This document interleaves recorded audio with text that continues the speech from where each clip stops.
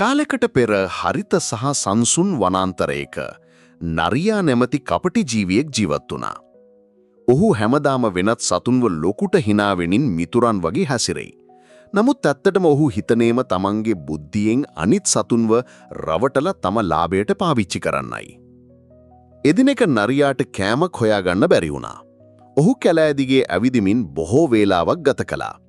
ඒ විට ඔහුට ගොඩක් බඩගින්නක් දැනුණා.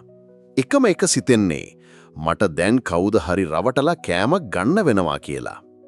ඔහු යන්න ගස් අතරේ සිටින බෝල කුකුලෙකු දැක්කා. ඒ කුකුල රතු පාටින් පුෂ්ටිකර සිරුරකින් තිබුණා. ඔහු නරියා දැක්කේ නෑ. නරියාට ඒ විට තීරණයක් ගත්තේ මේ කුකුල රවටලා මම බඩගින්න නිවන්නෙමි. නරියා කුකුල ළඟට පහු ගියත් ලොකු හිනාවක් දාලා කියලා. ආයුබෝවන් කුකුල මිතුරා. අද උදේ උදෑසනයිනේ මම තීරණය කළේ මගේ වයසට එළමෙන විට සෙර්නවන් සතුන්ව නියමයෙන් පිළිගන්න කියලා. ඔයා මට ගොඩක් ආදරෙයි. ඒ නිසාම මම ඔයාට මගේ සෙර්නවන් වන්දනාව පිරිනමන්න ආවා.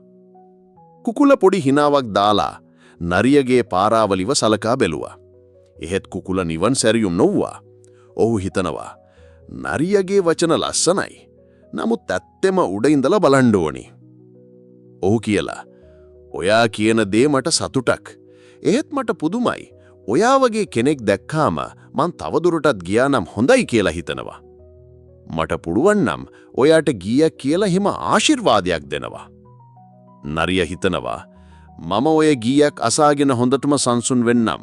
පස්සේ අල්ලනවා. කුකුල ගස් ඉහළට පිහාබිලා ගියක් කියන විදිහට උස් උස් ශබ්දයක් කළා.